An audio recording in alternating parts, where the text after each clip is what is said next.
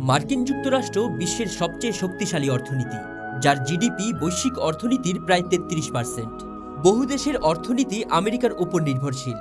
দেশটি চীন, Canada, Mexico, Japan ও German থেকে সবচেয়ে বেশি পণ্য আমদানি করে। মার্কিন অর্থনীতিতে কিছু অদ্ভুত দিক দেখা যাচ্ছে। লাখ লাখ কর্মসংস্থানের বিজ্ঞাপন থাকা সত্ত্বেও বেকারত্ব দীর্ঘ সময় ধরে কম রয়েছে। জেনজি প্রজন্মের অনেকেই ক্রেডিট কার্ডে ঋণ নিয়ে ব্যয় করছেন এবং ব্যাংকগুলো ঋণ দিতে অনাগ্রহী। সাম্প্রতিক পরিসংখ্যান ভালো খবরের পাশাপাশি উদ্বেগজনক তথ্য তুলে ধরেছে, যা অর্থনীতিবিদদের চিন্তিত করছে। সিএনএন এর খবর অনুযায়ী 2022 সালের গ্রীষ্মে মূল্যস্ফীতি সর্বোচ্চে পৌঁছালেও এখন অনেকটা কমেছে। ফেডারেল রিজার্ভের 2% লক্ষ্যমাত্রা অর্জনে আরও কম সময় লাগবে। সম্প্রতি মূল্যস্ফীতি হ্রাসের গতি শ্লথ হওয়ায় নীতি নির্ধারকরা বিস্মিত। তারা আশা করেছিলেন দ্বিতীয় প্রান্তিকে সুদের হার কমানো সম্ভব হবে, কিন্তু তা হয়নি। তবে এপ্রিল মাসে মূল্যস্ফীতি কিছুটা কমেছে, যা স্বস্তির।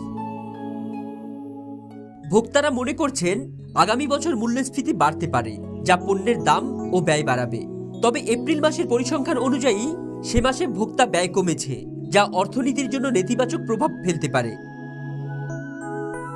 মার্কিন শ্রমবাজারের পরিসংখ্যান আশাবাদী হওয়ার মতো।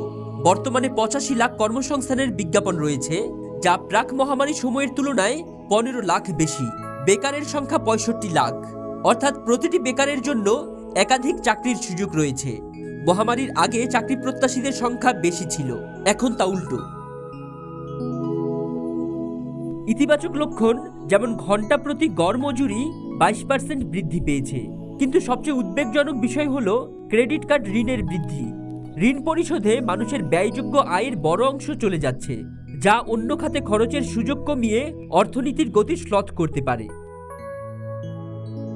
ফেডারেল রিজার্ভের পরিসংখ্যান অনুযায়ী ক্রেডিট কার্ডের বকেয়া ঋণ 2012 সালের পর সর্বোচ্চে পৌঁছেছে। ধারণা করা হচ্ছে মহামারীর সময় জমে থাকা প্রণোদনার অর্থ ব্যয় করে মানুষ এখন ক্রেডিট কার্ডে ঋণ করছে এবং তা সময়মতো পরিশোধ করতে পারছে না। ফরিদ উদ্দিন মোহাম্মদ, ডেইলি বাংলাদেশ।